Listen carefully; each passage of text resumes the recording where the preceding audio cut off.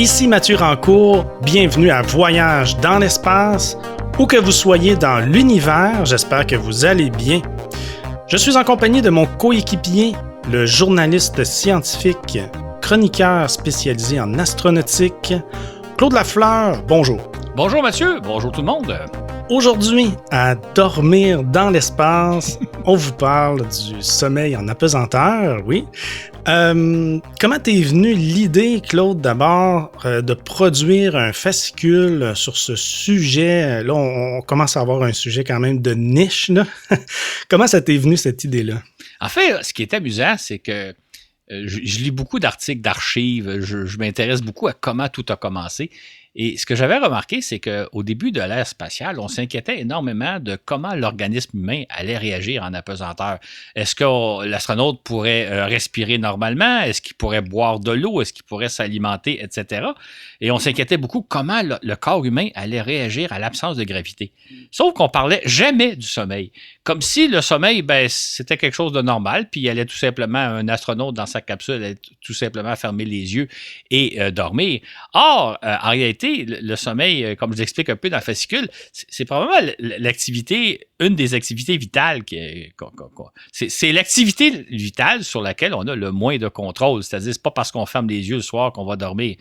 Ça prend des conditions, ça prend un certain nombre de conditions, dont le fait de se sentir en sécurité et d'être confortable. Or, c'est pas le cas à part des cabines spatiales. Fait que je me suis dit, c'est quand même amusant de penser que c'était quelque chose qu'on s'inquiétait pas. Et quand on fait un tour d'horizon, comme on va le faire, on va voir qu'il y a beaucoup de facettes à parler. On pourrait penser que c'est bien simple, là. Un peu comme au début de l'ère spatiale, que l'astronaute ferme les yeux, il dort. Non, c'est beaucoup plus complexe que ça. Et il y avait la matière pour faire un balado. Puis je pense que les gens vont constater qu'on va en parler pendant à peu près 1 heure. Et j'espère que ce ne sera pas un sujet endormant. J'espère bien. C'est vrai, hein, on se posait une foule de questions et on a dû essayer il y a dû en avoir des choses qu'on a réfléchi, mais le sommeil, ça faisait pas partie des préoccupations au départ. Sur la couverture, on y voit de ton fascicule, là, toujours, d'ailleurs, qui est disponible pour nos patrons, patreon.com, Voyage dans l'espace. Le lien est toujours dans notre description de balado. Donc, pour 5$, vous pouvez vous procurer ce fascicule et tous les autres, en fait. Ils deviennent aussi disponibles éventuellement sur Amazon aussi, quand vous voulez en avoir seulement un précisément. C'est disponible sur Amazon, mais il y a un certain délai avant qu'il arrive.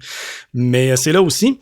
Donc, dans ce fascicule, sur ce fascicule, il y a une photo d'une dame là, sur la couverture. OK, je voulais voir c'était quoi cette image. C'était l'astronaute Sally Ride, l'une des premières américaines à aller dans l'espace, la première américaine à aller dans l'espace d'ailleurs. Et elle est tout simplement dans un sac de couchage. Et la photo la montre à la verticale parce qu'évidemment, dans l'espace, comme on est en apesanteur, on n'a pas besoin de dormir à l'horizontale. Fait que dans son cas, comme on va le voir dans d'autres situations, elle a tout simplement accroché son sac de couchage au mur de la navette spatiale, au mur intérieur évidemment, dans le pont intermédiaire. Et donc, elle a accroché son sac à la verticale, elle s'est mise dans son sac de couchage, elle zippe le sac de couchage et en principe, elle doit passer une bonne nuit. On peut remarquer aussi sur la photo, il n'y a pas d'oreiller parce qu'en apesanteur, on n'a pas besoin d'oreiller, on n'a pas besoin d'accoter notre tête sur quelque chose. Donc, déjà dormir en apesanteur, déjà cette photo-là nous indique que c'est vraiment très différent de dormir sur Terre. Un simple sac de couchage accroché au mur fait l'affaire. Bien, on va y aller de façon chronologique. On va suivre l'ordre de ton fascicule. D'abord, peux-tu nous parler du tout premier homme? Le premier homme qui a dormi dans l'espace, c'est qui et comment ça s'est passé? Le premier, c'est un cosmonaute russe, German Titov, qui... on sait que Yuri Gagarin avait fait un tour de Terre en avril 1961. Il avait fait une fois le tour de la Terre en 1h30. Et 4 mois plus tard, au mois d'août, German Titov est devenu le 2e cosmonaute à aller dans l'espace. Et lui, il a passé 24 heures, exactement. Il y a 24 heures en orbite. Il a fait 16 fois le tour de la Terre. Et évidemment, durant ces 24 heures-là, il a eu à dormir. Maintenant, lui, il est dans une capsule spatiale. Une capsule spatiale, là, c'est un peu comme le devant d'une petite voiture. Hein. Vous avez après juste l'espace pour vous y installer. Fait qu'il n'est pas question que quand il est venu le temps de faire sa nuit de sommeil, de se coucher dans un lit, dans une chambrette, etc., il est plutôt resté dans son siège de pilote.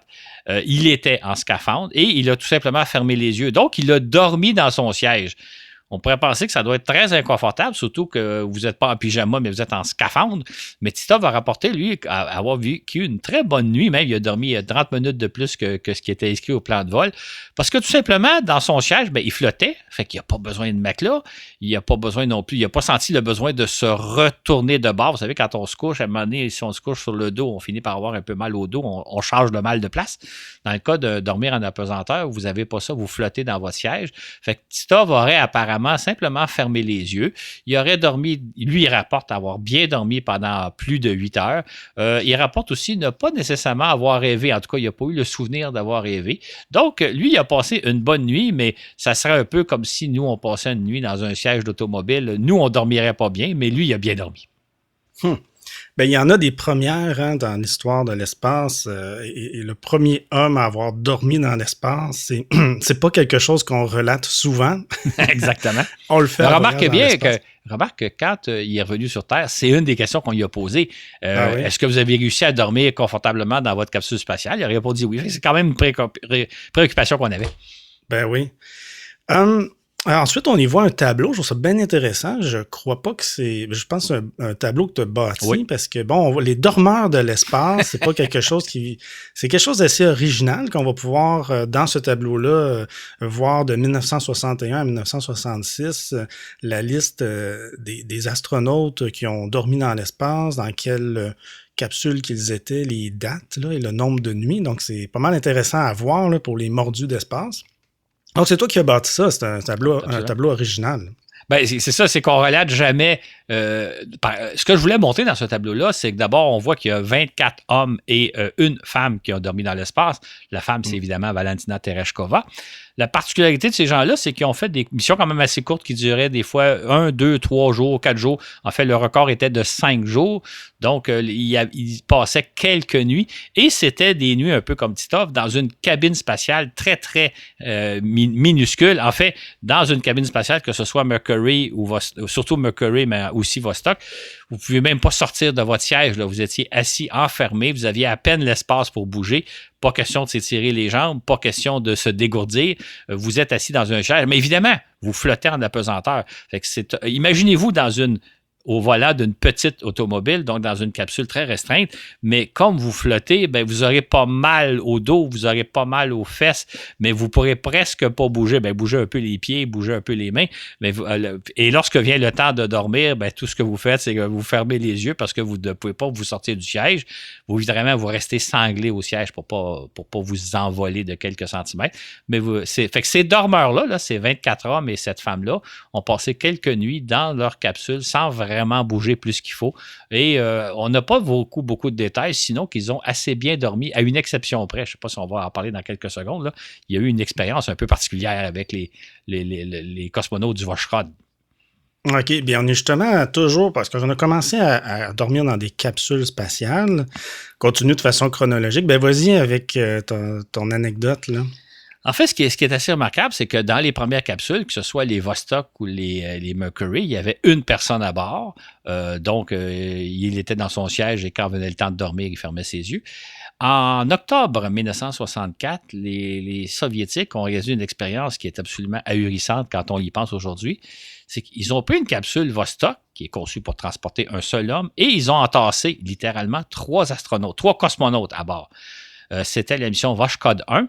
Et les Soviétiques, à l'époque, nous avaient dit que c'était un nouveau vaisseau, une nouvelle génération de vaisseaux qui était beaucoup plus grand que les Vostok et que c'était le nouvel ère qui commençait. Mais ce qu'on a su une dizaine d'années plus tard, c'est que c'était simplement une capsule Vostok conçue pour transporter un homme, mais dans lequel on avait entassé, comme des sardines, 3 cosmonautes. Il était littéralement, c'est comme si, je reviens encore à mon exemple de devant d'une petite voiture, l'habitacle d'une petite voiture. Imaginez que vous êtes 3 là, collés côte à côte. Ils ont passé une nuit dans l'espace. Leur mission a duré seulement 24 heures. Fort probablement qu'ils n'ont pas dormi, qu'ils ont mal dormi parce que vraiment, ils étaient entassés. Maintenant, on ne sait rien à propos de ce que ces cosmonautes-là ont vécu parce que les Soviétiques ont toujours voulu nous faire croire que le Voskhod était un vaisseau de grande taille, beaucoup plus grand qu'une capsule Vostok et qu'elle offrait un certain confort, ce qui n'était absolument pas le cas. Fait que pour les 3 cosmonautes qu'on a appelés la Troïka de l'espace. Ils ont dû vivre une mission très, très difficile à entasser comme ils étaient, mais on n'a aucun détail, on n'a aucune photo non plus de l'intérieur du Voskhod pour pas nous montrer à quel point c'était petit. Fait que c'est une expérience assez inusitée. Il y avait eu, on peut ouvrir une parenthèse, j'en parle pas dans le fascicule, mais les Soviétiques avaient l'intention de réaliser d'autres missions Voskhod avec des équipages qui auraient passé 4, 5, 6 jours et peut-être même jusqu'à 2 semaines dans l'espace. Ça aurait été absolument infernal d'envoyer des gens dans des conditions de même, et c'est peut-être pour ça que ça n'a pas eu lieu. Fait qu'il y a eu seulement 2 missions Voskhod. Il y a eu la mission de la Troïka, puis ensuite il y a eu la mission où 2 cosmonautes se sont envolés, dont Alexei Leonov qui est sorti dans l'espace, mais c'était tout. Le Voskhod n'était pas un vaisseau de nouvelle génération, c'était simplement un Voskhod modifié qui offrait des conditions d'habitabilité vraiment pas très bonnes. Horrible pour ne pas dire. Ben, tu reviens ensuite avec le programme Gemini. Justement, un programme, ben, je trouve ça intéressant que tu en parles quand même beaucoup dans ton fascicule. C'est un programme qui va apprendre aux astronautes américains à aller dans l'espace. Comment ça se passait donc pour eux, le sommeil dans l'espace là, pour les astronautes de Gemini? Dans le cas d'une cabine Gemini, il y aura des photos qui vont le montrer dans le fascicule. C'était vraiment là où étaient les astronautes, ça ressemblait beaucoup aux dimensions d'un habitacle d'automobile. Donc, vous imaginez que vous êtes 2 astronautes à bord, deux passagers, si je peux dire. Chacun est assis dans son siège. Chacun a un certain espace de disponible pour bouger les bras, pour s'étendre un peu, mais il en reste pour moins qui reste assis tout au long de sa mission, pendant tout le long de la mission. Et quand venait le temps de se coucher, ben, il fallait simplement fermer les yeux et rester dans son siège. Mais au moins, chacun avait son siège. Il n'était pas entassé comme les sardines dans le Voskhod. Donc, les conditions étaient pas pires. Maintenant, il faut savoir que dormir dans ces conditions-là, c'était assez difficile. Entre autres, à l'époque, la NASA craignait beaucoup qu'il arrive un incident technique. Parce qu'il faut peut-être rappeler que dormir dans l'espace, ça pose différents problèmes. D'une part, vous êtes dans une machine extrêmement bruyante, hein, parce qu'il y a des ventilateurs, il y a des clapets, il y a toutes sortes de systèmes qui fonctionnent. Et en même temps, à chaque seconde, vous risquez votre vie parce que s'il arrivait un incident technique, si par exemple la paroi de la capsule était percée, les astronautes pourraient subir une dépressurisation et perdre rapidement la vie. Donc, dans le cadre des missions Gemini, la NASA exigeait qu'il y avait toujours au moins un des 2 astronautes qui restait les yeux ouverts. Sauf que celui qui dormait était juste à côté de lui, là, juste assis à côté de lui. C'était très difficile de dormir parce que celui qui était de garde, si je peux dire, ou en fonction, essayait de faire le moins de bruit possible, puis il essayait de pas trop s'entretenir avec Houston, pas trop avoir de conversation avec le sol, mais en même temps, il était actif alors que son compagnon essayait de dormir et vice-versa. Ce qui fait que dans les missions Gemini, la plupart des missions Gemini, ils duraient quelques jours, des fois 2, 3 jours, 4 jours. Donc, ils passaient 2, 3, 4 nuits en apesanteur, souvent à dormir plus ou moins parce qu'ils étaient constamment dérangés par l'autre. Il y a une opération un peu particulière, c'est qu'il y a eu 2 missions Gemini qui ont été ce qu'on appelle des missions de longue durée. C'est-à-dire que dans un premier temps, il y a un équipage qui a passé 1 semaine dans l'espace. C'était à l'époque un record. Et ça, c'était en 1965. Et en 1966, l'année suivante, il y a un équipage qui a passé 2 semaines dans l'espace. Sauf que eux, donc, imaginez que vous êtes dans l'habitacle d'une petite automobile, vous êtes là pendant 2 semaines sans pouvoir vous lever, sans pouvoir vous étirer les jambes. Évidemment, vous êtes en apesanteur. Mais là, quand vient le temps de dormir, là, vous êtes constamment dérangé par la présence de l'autre qui est juste à côté de vous, qui essaie de ne pas faire de bruit. Mais fait que ça a dû être une épreuve assez difficile, vraiment un marathon pour les 2 équipages, le duo qui a passé 1 semaine et le duo qui a passé 2 semaines. Ça a vraiment été quelque chose de difficile. Même pour les autres missions qui étaient plus courtes, là, qui duraient 2, 3, 4 jours, on sait que les astronautes revenaient sur Terre très fatigués. Fatigués de leur mission, fatigués du stress qu'ils avaient eux enduré, mais aussi fatigués d'avoir mal dormi pendant 2, 3, 4 jours. Et on peut se demander, dans le cas des 2 missions Gemini de longue durée, comment les astronautes ont fait pour très mal dormir pendant 1 semaine ou 2. Hein. Si on faisait l'expérience, vous et moi, là, je ne sais pas dans quel état on se retrouverait après 2 semaines. Évidemment, on peut toujours ouvrir une parenthèse. Les astronautes, c'est un peu des surhommes. C'est des gens en super conditions physiques, super entraînés, habitués à vivre dans des mauvaises conditions.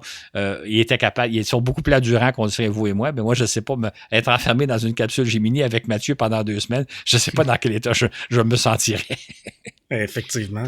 C'est comme un peu à l'âge de pierre, où dans les groupes, il y avait toujours une personne qui restait éveillée là, pour la survie du groupe, là, pour rester aux aguets. Là. C'est ça, exactement. C'est ça qui arrivait. Il y avait aussi accès à un hublot, une taille comparable là, à un hublot d'avion de ligne. Là. Puis là, ben, tu parles dans ton fascicule que ça causait certains petits problèmes, ça. Exactement. En fait, surtout les capsules Gemini, il y avait effectivement, juste devant chacun des astronautes, il y avait un beau hublot, à peu près de la taille, si vous avez pris des avions, c'est le Boeing ou Airbus, à peu près de cette taille-là, mais plutôt placé à l'horizontale et non pas verticale. Et quand venait le temps de dormir, il fallait mettre un couvre-soleil opaque pour pas voir le soleil. Or, ce qu'il faut savoir dans l'espace, c'est que le Soleil est extrêmement brillant, beaucoup plus brillant que ce qu'on peut imaginer. Parce que quand nous, on regarde le Soleil sur Terre par une belle journée d'été, lorsqu'il fait super beau, on voit l'intensité, mais les rayons qu'on voit sont filtrés par l'atmosphère terrestre, qui filtre pas mal les rayons du soleil. Quand vous êtes dans l'espace, là, il n'y a aucune filtration. Ça fait que le soleil est extrêmement brillant. Comme disaient certains astronautes, c'est la chose la plus brillante qu'on a jamais vue dans notre vie. Et évidemment, lorsque vient le temps de dormir, vous avez un hublot juste devant vous. Il ne faut vraiment pas que les rayons du soleil passent. Fait il faut vraiment bien fermer la fenêtre, s'assurer qu'il n'y a pas la moindre petite interstice parce que veut pas. À un moment donné, au cours de l'orbite autour de la Terre, à un moment donné, il y a un rayon de soleil qui va s'infiltrer puis qui risque de vous éblouir. Donc, il fallait faire très, très attention à bien fermer son hublot. Et ça, c'est une chose auquel on n'avait pas nécessairement pensé lors des premières missions, mais il fallait faire attention, donc calfeutrer comme il faut les hublots. Ce qui fait que, si on imagine comment ça se passait dans une cabine Gemini, vous avez un qui est de veille, un qui est fermé. Faut fermer les hublots, les deux, parce qu'ils sont un à côté de l'autre. Vous ne pouvez pas juste fermer un puis pas l'autre à ce moment-là. Fait que ça devait être des conditions assez pénibles où celui qui était de garde ne pouvait même pas avoir le plaisir d'admirer la Terre par son hublot parce que le hublot était fermé. Donc, c'était des conditions difficiles. Et si vous ne fermiez pas parfaitement un hublot, à un moment donné ou un autre, il y avait un rayon de soleil qui vous éclaboussait puis qui pouvait presque vous aveugler, en tout cas vous réveiller et perturber votre sommeil. C'est comme un peu ceux qui travaillent de nuit, mais, oui. mais je crois que c'est encore plus déroutant dans l'espace. Là, ben, c'est surtout si on s'imagine qu'on est à peu près à 50 cm d'un hublot. On est vraiment pas loin de la fenêtre. Fait qu'il ne faut pas que la fenêtre soit laisse passer la moindre lumière. Comme tu le relates, à partir de la seconde moitié des années 60, les Américains et les Soviétiques ont mis en service des capsules spatiales plus spacieuses, toutes choses étant relatives. Il s'agit des vaisseaux Apollo et Soyouz. Donc, comment ça se passe pour les astronautes et cosmonautes des missions Apollo et dans les Soyouz maintenant? Si jamais vous avez la chance de voir une capsule Apollo ou un vaisseau Soyouz, il y en a dans certains musées, vous allez vite comprendre qu'il ne faut pas être claustrophobe. Ça a beau être des vaisseaux beaucoup plus spacieux que les cabines Mercury, Gemini et Vostok, c'est quand même assez restreint. Sauf qu'il y avait des différences. Dans le cas du Soyouz, il y a deux modules. Il y a la capsule elle-même qui revient sur Terre, qui est faite en forme de cloche, et il y a un module orbital qui est un cylindre un peu plus grand. Un Soyouz et une cabine Apollo, ça transporte normalement 3 hommes. Donc, dans le cas du Soyouz, il y avait un peu plus d'espace. Ils pouvaient évidemment sortir de leur siège, flotter en apesanteur. Comme il y avait 2 pièces, certains pouvaient dormir dans le module orbital, d'autres restaient dans la capsule, dormir dans leur siège. Donc là, il y avait un minimum de confort. Au moins, on pouvait bouger, on pouvait se déplacer, puis on n'était pas nécessairement côte à côte au moment de dormir. Dans le cas d'Apollo, la capsule est de forme conique, là, c'est le sommet d'un cône. Là, il y a comme les 3 sièges qui sont à l'avant de la capsule sur laquelle s'installe chacun des astronautes. Un peu comme dans le cockpit d'un avion. Là, si vous avez vu un avion de ligne, vous avez le pilote et le copilote. Bon, imaginez qu'ils sont plutôt 3 que 2. Mais à l'arrière de ces sièges-là, il y a un espace qu'on appelle la baie des instruments, qui était un endroit où il y avait, entre autres, les systèmes de filtration de l'air. Il y avait un certain nombre de systèmes, mais il y avait de l'espace. Ce qui fait que certains astronautes pouvaient donc sortir de leur siège, aller s'installer dans la baie des instruments, quelque part dans un coin pour dormir. Par contre, un peu comme dans le cas des missions Gemini, il y avait toujours quelqu'un qui était de garde. Dans les premières missions, il fallait qu'il demeure éveillé. Dans les missions suivantes, il pouvait dormir, mais au moins il restait dans son siège et il était prêt à intervenir si jamais il arrivait un problème de dernière minute. Vous aurez compris que autant dans les Soyouz que dans les Apollo, il n'y a pas d'endroit spécialement pour dormir. Il n'y a pas d'endroit aménagé pour dormir. Fait que vous vous ramassez dans un coin, soit que vous restez dans votre siège ou vous ramassez dans un coin. Vous pouviez donc vous insérer dans une espèce de sac de couchage qui est comme tout simplement une poche pour vous sentir un peu plus enfermés, si je peux dire. Mais les astronautes, donc, se trouvaient un coin quelconque pour dormir le plus possible, probablement loin les uns des autres pour avoir un peu d'intimité, puis peut-être pas pour entendre son compagnon ronfler si c'était le cas.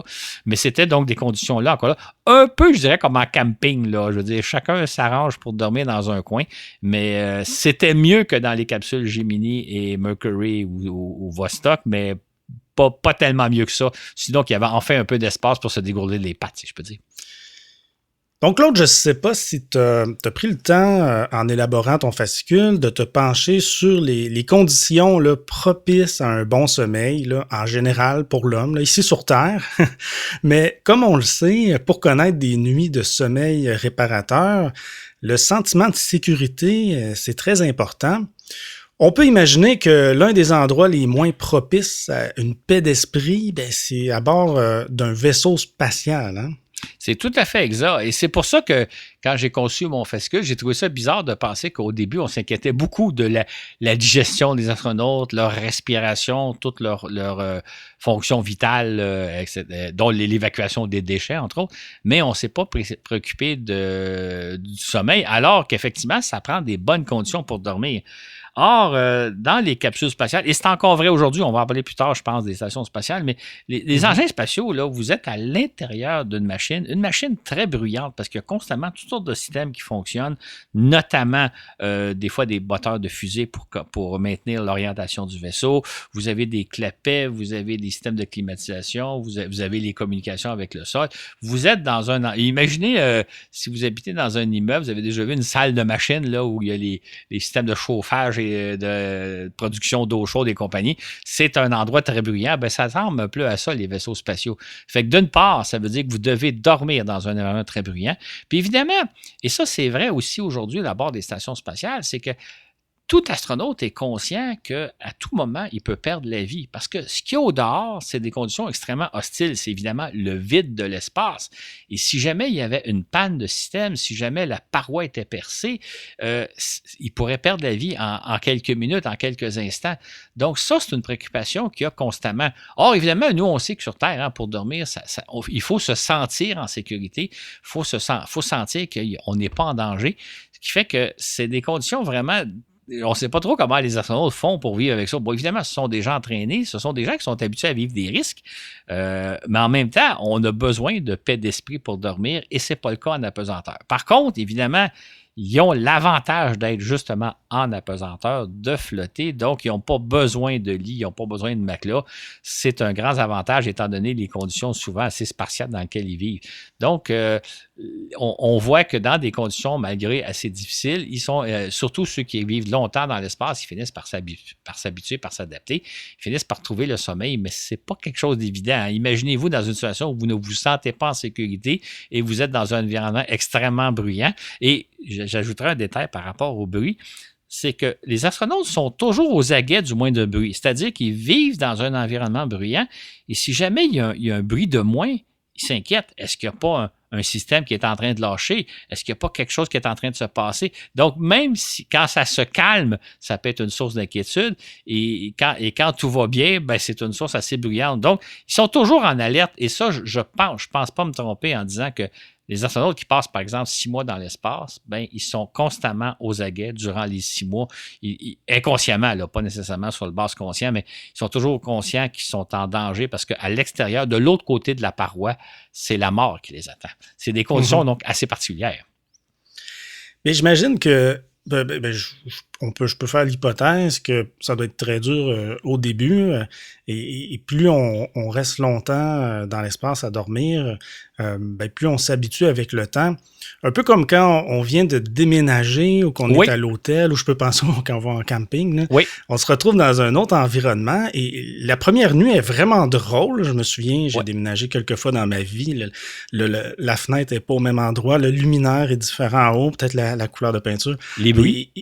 Oui, les bruits, hein. Puis là, les premières nuits sont un peu drôles. On a le sommeil plus léger, mais on s'habitue, on devient confortable chez soi. Pour ceux qui ont eu à dormir on va en parler plus tard, mais pour ceux qui ont pu dormir plusieurs nuits dans l'espace, j'imagine qu'on doit s'habituer puis qu'à la fin, on dort mieux. Exactement, tout à fait. Ben, c'est exactement, l'analogie est bonne. C'est quand on emménage dans un nouvel appartement, on est confronté à des bruits qu'on ne connaissait pas, des bruits inhabituels, ou à l'absence de bruit, parce que peut-être que dans notre autre Oui. appartement, on entendait le réfrigérateur, alors qu'on ne l'entend pas dans celui-ci. Par contre, on entend peut-être des véhicules passer, ce qu'on n'entendait pas. Je pourrais rajouter un autre élément. Euh, les premiers jours en apesanteur sont assez difficiles de façon générale. L'organisme humain réagit à l'absence de gravité. Entre autres, je l'ai déjà expliqué dans d'autres balados, mais on va le rappeler brièvement, le sang a tendance à s'accumuler dans la tête parce qu'il n'est pas attiré vers le sol comme il est sur Terre. Ce qui fait que dans les premiers jours, les astronautes ont l'impression de vivre la tête en bas, comme si on était toujours en tête en bas, étant donné que le sang s'accumule. Ils s'en sentent un peu comme s'il y avait un gros rhume, comme s'il était toutes les sinus engorgés. D'ailleurs, si on porte attention, si on voyait des photos des astronautes dans les premiers jours, on verrait qu'ils ont la figure plus bouffie que normalement quand ils sont sur Terre. Donc, ils se sentent mal. Un autre phénomène qu'ils vivent, c'est qu'ils grandissent en apesanteur, c'est-à-dire que la colonne vertébrale s'étend. Il faut savoir qu'entre chaque vertèbre de notre colonne vertébrale, il y a des petits coussins spongieux pour amortir le choc quand on bouge notre dos, quand on se déplace. En apesanteur, ces coussins-là se gorgent de sang, ce qui fait que la colonne s'étend un peu. Les astronautes grandissent de quelques centimètres, peut-être 2-3 centimètres. Et ça a pour conséquence que les muscles du dos, de la cage thoracique, ne sont pas habitués à cette grandeur-là. Fait qu'ils sont étirés. Ce qui fait que dans les premiers jours, les astronautes ont mal au dos, ils ont des maux musculaires parce qu'il faut que l'organisme se réadapte au fait que la colonne vertébrale s'est étendue un peu. Ce qui fait que dans le jour, ça peut toujours aller parce que les astronautes sont occupés, ils ont des choses à faire, fait qu'ils pensent moins à leur bobo, si je peux dire. Mais quand vient le temps de dormir, là, ils ressentent les maux de dos, là, ils ressentent la congestion dans leur tête, ils se sentent la tête en bas. Ce qui fait que les premières nuits, qui sont donc dans un environnement où ils sont peu familiers, en plus, ils ont des maux physiques, donc ça complique d'autant plus leur sommeil des premiers temps. Avec le temps, la circulation sanguine se rétablit, l'effet de congestion dans la tête diminue, s'estompe, si je peux dire. Dans le cas de la colonne vertébrale, ben, l'organisme s'habitue au fait que la colonne est étendue de 2 ou 3 centimètres, donc tout va finir par aller bien, mais ça montre que dans les premiers temps, les nuits de sommeil sont d'autant plus difficiles que vous êtes dans un environnement inhabituel et que vous avez des maux assez souffrants. Ils peuvent prendre des médicaments, ils peuvent prendre des comprimés pour alléger la douleur, alléger la congestion, ça les soulage. On remarque que les astronautes ont tendance à ne pas vouloir le faire, mais au besoin, ils peuvent prendre des médicaments pour soulager un peu leur douleur. Mais tout ça pour dire que les premières nuits en apesanteur sont sûrement pas très reposantes. Eh bien, maintenant, on a parlé de comment c'était de dormir dans des capsules spatiales. C'est comme ça que ça a commencé. Eh bien, un sujet qui fait rêver maintenant, puis j'avoue que c'est quelque chose que j'avais pas songé énormément. Eh bien, on est allé sur la Lune en 1969 et bien 12 hommes, il y a des hommes qui ont dormi sur la Lune. J'ai toujours en tête, on est allé marcher sur la Lune, on est allé sur la Lune, mais on a dormi aussi sur la Lune, pas beaucoup, une nuit, deux nuits, je sais pas. Une à 3 nuits. Ouais, OK. Et comment ça se passe maintenant pour eux, dormir sur la Lune? Si on pense simplement à l'exemple d'Apollo 11, ils se sont posés un dimanche après-midi sur la Lune. En soirée, ils ont marché, la fameuse marche lunaire qu'on a tous vue à la télévision ou qu'on a vue par la suite. Au retour dans le module lunaire, là, ils se sont couchés, ils ont passé une nuit de sommeil et le lendemain matin ou le lendemain après-midi, ils ont quitté le sol lunaire pour regagner l'orbite lunaire et revenir sur Terre. Ce qui fait que les 3 premiers équipages des missions Apollo 11, 12 et 14, ont passé une nuit sur la Lune et les 3 autres missions, donc Apollo 15, 16 et 17, ils ont passé 3 nuits sur la Lune. Ils sont restés donc 4 jours, les 3 derniers équipages. On en parle effectivement pas beaucoup, c'est un aspect qu'on n'a vraiment pas parlé, mais quand on lit les biographies des astronautes, on se rend compte à quel point ils ont dormi dans des conditions, j'oserais dire, atroces. D'abord, ce qu'il faut savoir, c'est que le module lunaire, c'est une très petite capsule spatiale. Imaginez une cage d'ascenseur à peine suffisante pour contenir 2 hommes en scaphandre. Ou, on pourrait le dire autrement, imaginez un ascenseur dans lequel vous pouvez être juste à peu près 4 personnes, là, 4 terriens, là, on n'a pas nos scaphandres. Là, c'est à peu près ça la grandeur de l'habitacle du module lunaire. Vous avez donc une petite cage d'ascenseur dans laquelle vous êtes deux. Cage d'ascenseur qui offre aucun confort. Il n'y a même pas de siège pour s'asseoir parce que, comme je l'explique un peu dans le fascicule, c'est que quand les ingénieurs ont conçu le module lunaire, ils avaient comme contrainte de faire le véhicule le plus léger possible. Et quand je dis le plus léger possible, ils cherchaient à enlever le moindre gramme, littéralement. Là, s'ils pouvaient couper quelques grammes par-ci, quelques grammes par-là, c'est ce qu'ils devaient faire. Et donc, entre autres, ils ont jugé que pas nécessaire d'avoir des sièges dans le module lunaire. Par contre, la différence entre un module lunaire et une capsule, c'est que quand vous êtes sur la Lune, vous êtes dans un environnement où il y a une force de gravité. Vous n'êtes pas en apesanteur. Fait qu'on pourrait penser que vous avez peut-être besoin des fois de vous asseoir pour vous reposer. Heureusement que sur la Lune, la force de gravité est 6 fois moindre que sur Terre. Ça veut dire qu'un astronaute, par exemple, qui pèse 70 kg, ben, n'en pèse plus que 12 sur la Lune. Fait que la force de gravité est déjà plus reposante que sur Terre, mais en même temps, ben, vous avez une force de gravité. Donc, quand vient le temps de dormir, vous ne pouvez pas simplement aller flotter dans un coin, vous installer dans un coin, vous devez vous déposer. Or, vous avez donc, imaginez une cage d'ascenseur à peine suffisante pour contenir 4 terriens dans lequel 2 hommes doivent dormir. La seule façon de s'y prendre, il y en a un qui se couchait par terre et l'autre installait une sorte de hamac suspendu entre les parois pour se coucher dans ce hamac-là. Maintenant, celui qui était par terre, le sol n'est pas nécessairement totalement exempt d'obstacles parce qu'au centre, il y a une espèce de cylindre qui sort du plancher dans lequel il y a le moteur fusée pour le retour vers l'orbite lunaire. Donc, au centre du plancher, il y a donc une espèce de cylindre qui a à peu près la dimension d'une chaudière et autour duquel l'astronaute devait se recroqueviller. Donc, il se couchait par terre, il n'y avait pas beaucoup de possibilités de pouvoir bouger, de se retourner, changer de mal de place, si je peux dire, parce qu'il n'y avait presque pas d'espace. Et son collègue qui était suspendu juste au-dessus de lui dans une sorte de hamac.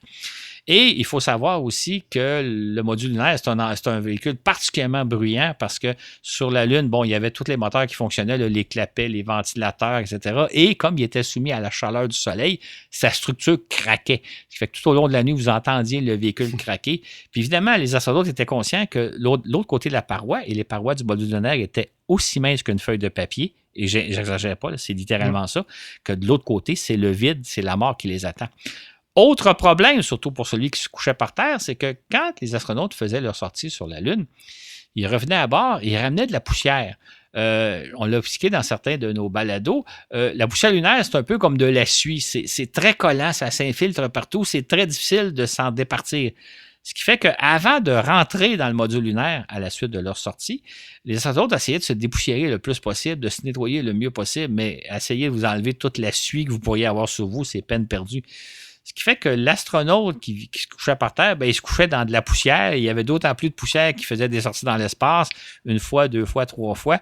Ce qui fait que lui devait dormir donc par terre dans une poussière lunaire sans trop savoir si cette poussière-là n'aurait pas des effets sur lui, là, parce qu'il devait en respirer. Il n'y avait pas le choix d'en respirer. Il essayait de pas trop se salir. Fait que c'était des conditions horribles. Fait que ce que les astronautes n'ont pas dit à l'époque des missions Apollo, mais qui racontent dans leur biographie par la suite, c'est que tu as vraiment des conditions terribles là, pour dormir. Beaucoup plus terribles que dans les capsules, même si les conditions dans les capsules ne sont pas très bonnes. Ce qui fait qu'au retour de leur mission lunaire, là, quand les astronautes quittaient la Lune pour rejoindre le module de commande à bord duquel se trouvait leur 3e collègue, ils étaient très fatigués. Heureusement, pendant le retour vers la Terre, là, les 2-3 jours qu'il faut pour revenir vers la Terre, c'était le pilote du module de commande qui s'occupait de tout. Il laissait autant que possible ses camarades se reposer, se dormir, parce que aller sur la Lune, c'était non seulement une expérience très stressante, comme on peut l'imaginer, mais vraiment pas reposante non plus. Fait que ceux qui ont eu le privilège ou la chance, je ne sais pas si je peux dire ça, de dormir sur la Lune ont vraiment vécu des expériences atroces. Faudra un jour, quand on tournera sur la Lune, leur donner des bien meilleures conditions parce qu'il fallait être fait fort pour endurer ce genre de conditions-là. Bon, c'était pas comme dans mes rêves, ce que tu viens de décrire, mais c'était une description réaliste de comment ça s'est passé pour eux. Il y a un autre tableau, les 12 dormeurs lunaires, où ce que tu détailles les astronautes, leur mission, les dates et le nombre de nuits. Ça, c'est dans le fascicule. Mm-hmm. Ensuite, bien, il y a eu les stations spatiales. On va pas parler tout de suite de l'ISS, mais les précurseurs, Salyut, Skylab. Là, Claude, je crois, on commence à avoir des compartiments plus spacieux, plus luxueux. Là, ça doit commencer à être plus confortable de dormir dans l'espace. Exactement. En fait, j'ai comparé tantôt les capsules spatiales, l'espace habitable dans les capsules spatiales à celui d'une automobile. On pourrait parler que l'espace habitable, les premières stations, là, je pense au Salyut puis je pense à Skylab, c'est peut-être plus ou moins l'équivalent de l'espace qu'on aurait dans un autobus, dans un wagon de métro, dans un wagon de chemin de fer, donc beaucoup plus d'espace pour bouger. Et dans les stations spatiales, ben, les astronautes devaient passer des semaines, voire des mois donc à faire des expériences scientifiques et technologiques. Évidemment, si vous envoyez un équipage dans l'espace pendant des semaines ou des mois, il faut leur offrir des conditions de vie nettement meilleures parce que si on peut tolérer vivre dans des conditions difficiles pendant quelques jours, c'est un peu comme nous quand on fait du camping. C'est une chose de faire du camping pendant quelques jours puis de mal dormir parce que le sol est rocheux, parce qu'il y a toujours une branche dans le dos peu importe. Moi, j'ai toujours trouvé qu'en camping, peu importe comment vous installez votre sac de couchage, il est toujours mal placé au moment où vous couchez. Il y a une roche, il y a une branche, il y a quelque chose. Donc, dans le cas des vols de longue durée, il fallait leur offrir des bonnes conditions et non pas des conditions en capsule. Ce qui fait qu'à bord des stations, et là, je parle surtout de l'expérience de Skylab, les trois astronautes, les trois hommes qui ont séjourné, en fait, il y a un premier équipage qui a séjourné 1 mois, un deuxième équipage 2 mois, un troisième équipage 3 mois. Ils avaient chacun leur chambre à coucher, leur chambrette. Donc, au moins pour la première fois, ils avaient un peu d'intimité parce que vous avez compris qu'en capsule, vous êtes enfermé avec 2 ou 3 personnes avec aucune intimité, même lorsque c'est le temps de faire ses besoins personnels. Là, dans le cas du Skylab, ben, il y avait une partie de la station qui était aménagée à ce qu'on appelle l'espace vie. Il y avait une cuisinette, donc une table pour manger. Il y avait une douche et chaque astronaute avait sa chambrette. Je parle de chambrette parce que ça a à peu près les dimensions et la grandeur d'une boîte téléphonique ou, si vous voulez, d'un petit garde-robe. À peine l'espace pour loger, donc, l'astronaute qui peut dormir, encore là, dans un sac de couchage accroché à un mur et il y avait des casiers pour mettre ses effets personnels. Fait qu'au moins, chaque astronaute dormait dans sa petite pièce, avait son intimité et évidemment, le sac de couchage, ben, c'est tout simplement un sac de toile accroché au mur. Pas besoin de matelas, pas besoin d'oreiller. Vous fermez la lumière, vous fermez la porte parce qu'on va le voir, là, il y a des photos dans le fascicule qui vous montrent un peu les chambrettes. Ils pouvaient donc fermer la porte et donc passer une nuit normale. L'avantage de l'apesanteur, parce que vous imaginez peut-être mal dormir dans une boîte téléphonique ou dans un tout petit garde-robe où il ne faut pas être claustrophobe, mais il faut pas oublier qu'en apesanteur, l'avantage, c'est que vous occupez les 3 dimensions, c'est-à-dire que vous pouvez être aussi bien au plafond, au mur qu'au plancher, d'où l'idée d'ailleurs d'accrocher le sac de couchage au mur à la verticale, mais il n'y a pas de verticale. Il y a même des astronautes qui trouvaient ça un peu inconfortable d'être placés la tête, on pourrait dire, vers le haut et les pieds vers le bas. Et ils préféraient inverser leur sac de couchage, donc littéralement dormir la tête en bas, mais évidemment, comme il n'y a pas de gravité, ça ne fait aucune différence. Fait que, autrement dit, si les astronautes qui sont dans les stations spatiales ont vraiment de petites chambres à coucher, c'est quand même assez spacieux du fait qu'ils peuvent véritablement habiter les 3 dimensions et ne pas sentir les impacts de la gravité. Pas besoin de matelas, pas besoin d'oreiller, vous accrochez dans un coin et tout va bien. Ensuite, il y a eu l'ère des navettes spatiales. Encore une fois, j'avais pas songé qu'on devait dormir dans la navette. Pour moi, c'était une espèce d'avion qui allait dans l'espace. Mais on a dû dormir aussi dans la navette spatiale. Comment ça se passait pour eux? Les navettes spatiales, c'est quelque chose à mi-chemin entre une station spatiale et une capsule. C'est-à-dire, d'abord, en termes de mission, ben, si les séjours en station spatiale durent des semaines, voire des mois, dans le cas des missions de la navette spatiale, généralement, les missions étaient d'une semaine ou deux. L'espace à bord des navettes était beaucoup plus grand que ce qu'on retrouve à bord des capsules, mais beaucoup plus petit que ce qu'on retrouve à bord des stations spatiales. On pourrait assimiler, toujours pour prendre mon image de véhicule automobile, que la navette spatiale avait à peu près la dimension d'une camionnette. Il y avait 2 ponts. Il y a le pont supérieur qui ressemble beaucoup à un cockpit d'avion. Là, si vous avez vu ou vous avez vu des photos d'un cockpit de Boeing ou d'Airbus, ça pouvait ressembler à ça, le pont supérieur. Et le pont inférieur, ben, c'est un local relativement spacieux pour faire des expériences scientifiques, etc. Et dans le cas de la navette spatiale, on transportait entre normalement 4 et 7 astronautes. Donc, imaginez 4 à 7 personnes, hommes et femmes, qui partent pour un voyage de camping d'une semaine ou deux. Donc, les conditions sont spartiates, moins intéressantes qu'en station spatiale, mais beaucoup plus qu'en capsule. Quand venait le temps de dormir, généralement, le pilote et le commandant dormaient dans leur siège au pont supérieur, là, assis à leur siège comme s'ils étaient en train de piloter la navette. Et donc, eux autres se sanglaient dans leur siège et dormaient là. Généralement, là, ça n'a pas été le cas de tout le monde. Par contre, les 3-4 personnes qui pouvaient les accompagner, eux, ils dormaient dans le pont inférieur. Et le pont inférieur, bien, contrairement à une station spatiale, il n'y a pas de chambrette, il n'y a pas d'endroit aménagé pour dormir. Donc, on s'installait comme on pouvait. Les astronautes, chacun avait son sac de couchage qu'il pouvait attacher soit au plafond, soit au mur, soit à la verticale, soit à l'horizontale. Vous allez voir d'ailleurs dans le fascicule des photos qui montrent que certains dormaient à la verticale, un peu comme la photo de couverture où on voit Sally Ride. D'autres vont préférer installer leur sac de couchage à l'horizontale. C'est un point de vue strictement psychologique, là, parce que ça ne fait aucune différence que vous soyez à la verticale ou à l'horizontale. Il y en a qui ont choisi de s'installer au plafond, un peu comme s'ils dormaient comme des chauves-souris.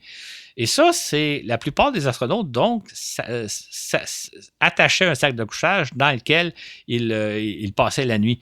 Mais ce n'était pas nécessaire. Certains ont simplement dit, moi, je m'installe dans un coin, je m'attache avec une petite corde attachée à son poignet, par exemple, ou à sa taille, juste pour ne pas dériver, puis vous dormez dans un coin en flottant, en vous mettant en petite boule, parce qu'il faut savoir qu'en apesanteur, la position naturelle quand on dort, c'est celle d'un fœtus. Vous savez, les fœtus dans le ventre de leur mère, ils sont un peu comme recroquevillés, un peu assis, les mains flottent devant le visage.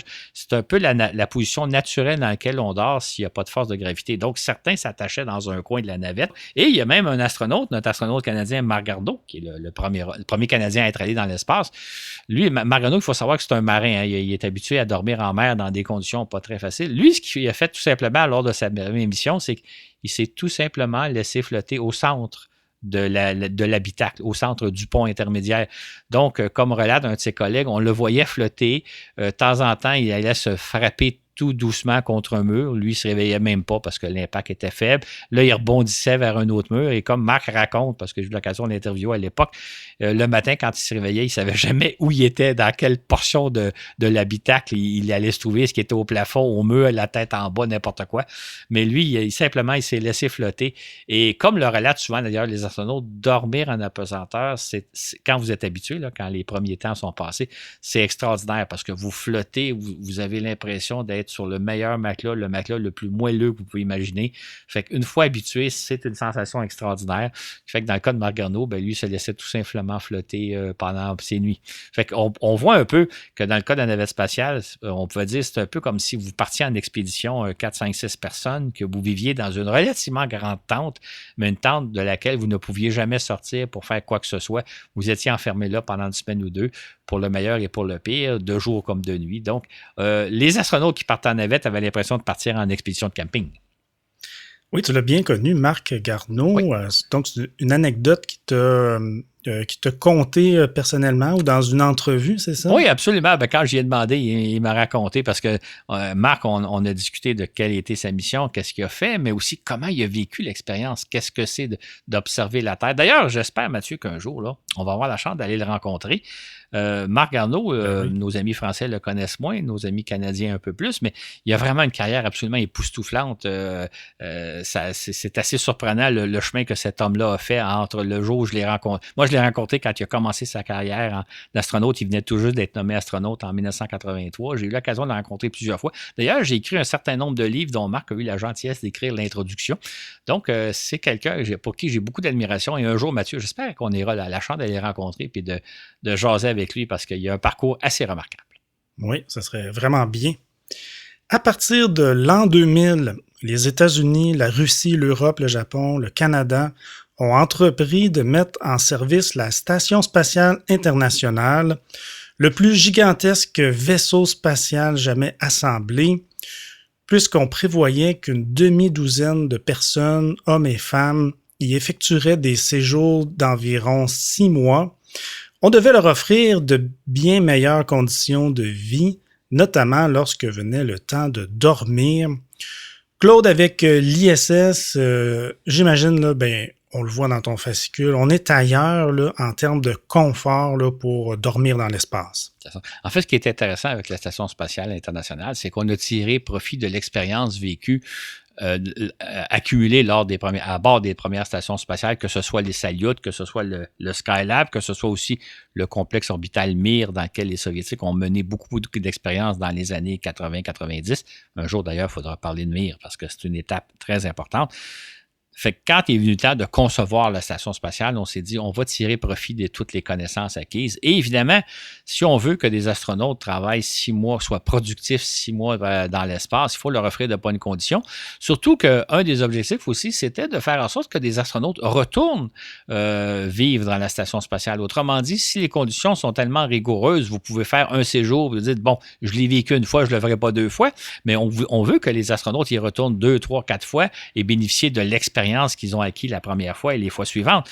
Donc, il fallait leur offrir de bonnes conditions au niveau des aliments, au niveau de la vie à bord, au niveau du rythme de vie, au niveau du sommeil. Ce qui fait que dans le cas de la station spatiale, normalement, il y a 6 personnes à bord.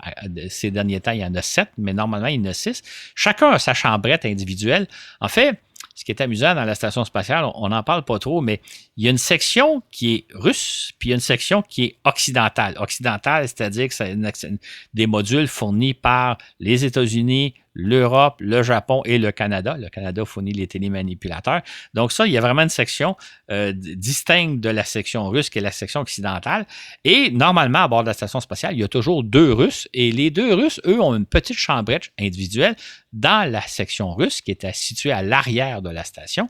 Tandis que les Occidentaux, qui occupent l'avant de la station, ont chacun aussi leur chambrette dans un module spécifié. Et là, on va le voir, je vais l'illustrer dans le fascicule. Ce qui est intéressant, c'est qu'il y a une chambrette qui est littéralement installée dans le plafond du module. Il y a 2 chambrettes qui sont installées du côté gauche et du côté droite, et il y a une chambrette qui est installée dans le plancher. Évidemment, quand on voit ça du point de vue terrestre, on dit qu'il y en a un qui dort littéralement au plafond, un peu comme une chauve-souris. Il y en a un qui dort dans le plancher, un peu comme s'il était dans un cercueil. Mais évidemment, en espace, il n'y a pas de haut, il n'y a pas de bas, donc ça ne fait pas de différence. Et là, les chambrettes, ils ressemblent un peu aux chambrettes de Skylab, c'est-à-dire que vous avez l'espace pour accrocher votre sac de couchage au mur, tout simplement. Vous avez 2 ordinateurs de bord. Ça, c'est intéressant. Hein? Dans la chambrette, il y a 2 ordinateurs. Il y a des ordinateurs portables là, qui sont très semblables à ce qu'on a, nous, ici sur Terre. Là. Il y a des standards spatiaux, mais c'est essentiellement le même genre d'ordinateur. Il y en a un qui est branché à la station spatiale, et là, l'astronaute peut, de son lit, si je peux dire, de sa chambrette, voir tout ce qui se passe dans la station et s'assurer que tout fonctionne bien. Si jamais il y a un problème, il peut tout de suite prendre connaissance du problème. Il se sert aussi de cet ordinateur-là pour soit vérifier certains protocoles qu'il a appliqués. Des fois, il y a des études à faire. Soit vérifier son horaire du lendemain, etc. Donc, c'est son outil de travail. Et il y a un autre ordinateur, et ça, je trouve ça amusant, qui n'est pas branché au réseau de la station spatiale, il est totalement autonome, mais cet ordinateur-là, il est branché sur Internet, ce qui permet aux astronautes de naviguer sur Internet comme vous et moi, on le fait.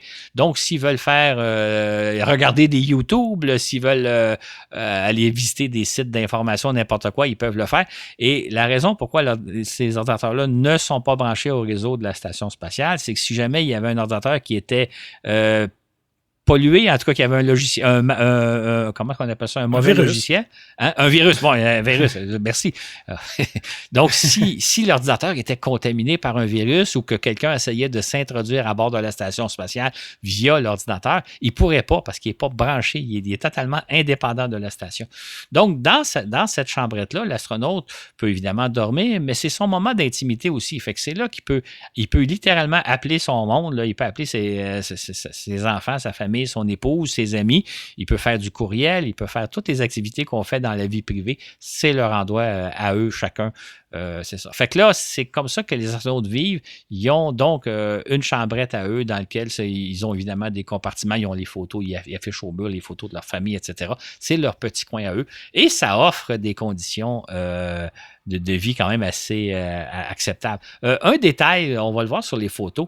J'ai oublié de mentionner tantôt que les premiers astronautes qui sont allés dans l'espace ont fait une découverte un peu inattendue.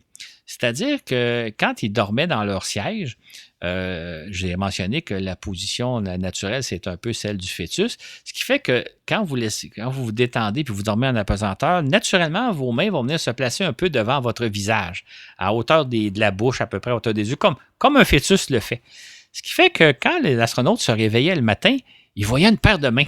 Et souvent, certains ont été très surpris de voir une paire de mains juste devant leur visage, puis pendant quelques secondes, le temps de se réveiller, ils se demandaient à qui ces mains-là? Pour se rendre compte, évidemment, que c'est leurs propres mains à eux. Donc, la position normale, c'est donc les mains vont flotter devant le visage. Les premiers astronautes, pour éviter ce sursaut-là, ce désagrément-là, s'attachaient les mains au niveau elles mettaient une petite corde là, au niveau d'à peu près de la poitrine pour que les mains ne flottent pas trop haut. Mais dans le cas de la station spatiale, ou en tout cas ceux qui se sont habitués à dormir, ils ont employé une nouvelle formule, c'est que les sacs de couchage dans lesquels ils s'installent, qui est simplement un sac de toile, a des ouvertures de chaque côté des épaules pour que les bras sortent, pour que les bras flottent à l'extérieur du sac de couchage. Ce qui fait que l'astronaute est dans son sac et ses mains flottent devant lui. Et évidemment, comme il s'attend à ce qu'au réveil le matin, ses mains vont être devant son visage, il ne sursaute pas. Mais vous allez voir sur les photos, où on peut le voir aussi dans des films où on voit des astronautes dormir dans la station spatiale, les bras sont sortis du sac de couchage et ils flottent librement devant le visage. Donc, c'est une façon un peu particulière de dormir les bras à l'extérieur du sac de couchage. Bien, tout n'aura pas été dit par rapport à ton fascicule.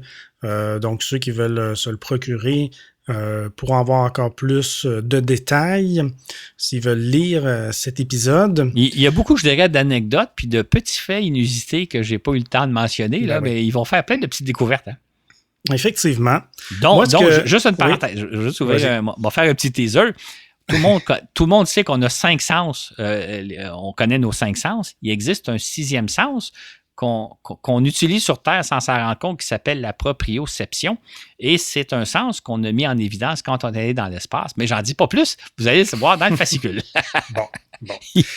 Moi, ce que j'ai aimé en parcourant ton fascicule, c'est que ça m'a fait rendre compte que on a dormi de plus en plus longtemps dans l'espace, donc on y va de façon chronologique, puis ça suit à peu près, pendant les capsules, on dormait pas beaucoup de nuits, pas beaucoup de nuits non plus sur la Lune ensuite. Heureusement. Oui, heureusement. Ensuite, ça a plus commencé avec les stations spatiales, la navette, on dormait aussi pas mal. Et la station, ça culmine avec l'ISS, où là, on reste 6 mois. Donc, on a appris à dormir de plus en plus de nuits là, dans l'espace à mesure que le temps avançait. Alors, c'est bien intéressant. Ça a été un apprentissage, hein, effectivement, tu le mentionnes un peu, au départ, c'est une activité auquel on n'avait pas songé, puis on s'est rendu compte à la compte que, non, il y a des choses à apprendre, puis il faut les apprendre, puis acquérir une expérience qu'on a développée. Mais effectivement, il y a eu un apprentissage à apprendre, ce qu'on n'avait pas conçu au début, qu'on n'avait pas imaginé au point de départ. On peut s'imaginer c'est quoi, là, manquer de sommeil. Souvent, c'est quelque chose qu'il faut vraiment régler parce qu'il n'y a plus rien qui fonctionne dans nos vies. Absolument. Comme tu l'as dit pendant le balado, une nuit, à la rigueur, on peut rester fonctionnel assez bien. C'est des surhommes, puis on peut s'en sortir. Mais 6 mois dans l'espace, c'est vraiment quelque chose d'important là, qui doit être vraiment bien fait. Bien, le mot de la conclusion, le mot de la fin, Claude. Donc, si je te laisse avec la conclusion. J'aimerais aborder peut-être un dernier petit thème qui est d'ailleurs dans la conclusion du fascicule. C'est qu'une question qu'on a souvent posée aux astronautes, c'est est-ce qu'ils rêvent dans l'espace? Est-ce qu'on rêve quand on dort? Et ce que les astronautes, dans l'ensemble, nous disent qu'effectivement, c'est un peu comme sur Terre, là, ils font des rêves, ils rêvent un peu comme nous. Sauf qu'avec le temps, il y a une particularité qui se dégage, c'est que les astronautes qui passent beaucoup de temps dans l'espace, qui passent des mois dans les stations spatiales, plus la mission avance, plus le temps passe, plus ils se mettent à rêver à ce qui leur manque le plus sur Terre. Donc, ils vont rêver à leur famille, à leurs proches. Ils vont rêver aussi à la possibilité d'aller prendre l'air, là, d'aller faire une marche dehors, de simplement se promener en forêt. Ils vont rêver aussi silence, parce que comme je l'ai dit, puis c'est même le cas dans la Station spatiale internationale, c'est un véhicule très bruyant. Il y a beaucoup de bruit, il y a toujours du bruit. Fait qu'un jour, ils se mettent à rêver qu'ils vont marcher dans la nature, dans le silence. Ils se mettent aussi à rêver à ce qui leur manque le plus, certains aliments, etc. Donc, ils ont beau vivre une expérience extraordinaire, parce que comme on l'a relaté dans d'autres balados, c'est quand même une aventure extraordinaire de vivre en orbite terrestre, de travailler en apesanteur, d'observer la Terre. Plus le temps passe, plus les joies de la Terre leur manquent, là. Leurs proches, l'air, littéralement l'air dehors, là. D'être dehors puis de respirer au grand air, de se promener en forêt. Et ce qu'on a découvert, surtout à bord de la station Mir, c'est que la durée optimale d'un séjour, c'est à peu près de 6 mois. C'est-à-dire qu'après 6 mois, les astronautes commencent à drôlement s'ennuyer, là. S'ennuyer de la Terre, commencent à être beaucoup moins motivés, ça commence à être stressant, il y a hâte que ça finisse un peu. Il y a des cosmonautes qui ont passé jusqu'à 1 an dans l'espace et ça se fait, là, c'est comme un marathon, mais c'est comme difficile. Si on veut qu'un équipage soit le plus optimal possible, qu'il fasse du meilleur travail, il faut le maintenir à peu près 6 mois.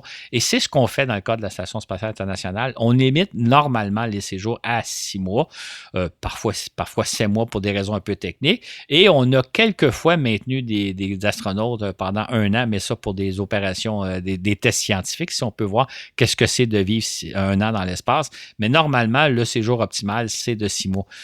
Si je peux me permettre une parenthèse, quand on pense à des voyages vers Mars qui vont durer 2-3 ans, on n'a jamais fait de vol habité en station spatiale de cette durée-là. On pourrait techniquement, là, on pourrait envoyer un équipage qui resterait 2-3 ans dans l'espace, mais on ne se permet pas de le faire parce qu'on sait que c'est beaucoup trop exigeant sur l'organisme. S'absenter de la Terre pour une période de 2 ans, c'est humainement faisable, mais c'est vraiment très difficile.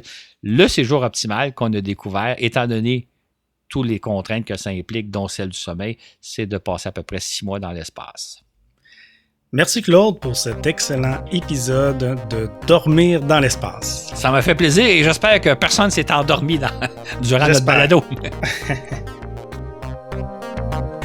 C'est drôle parce que je sais qu'il y a beaucoup d'entre vous, vous me l'avez dit, qui nous écoutez en vous endormant, en fait pour dormir. Puis je le fais moi personnellement, j'écoute des balados maintenant pour m'endormir. Dans ce cas-ci, c'est un peu particulier vu le sujet. Eh bien, c'est pas si grave si vous vous êtes endormi dans ce cas-là. Je veux remercier 3 nouveaux patrons. Philippe Leca, Mathieu Lévesque et François Guillotte. Bienvenue à bord et merci de nous encourager, de nous soutenir. Merci aussi à tous nos patrons, toutes nos patronnes sur la plateforme Patreon. Le lien est toujours dans la description des épisodes. D'ailleurs, vous recevez les émissions 2-3 semaines à l'avance. Voilà.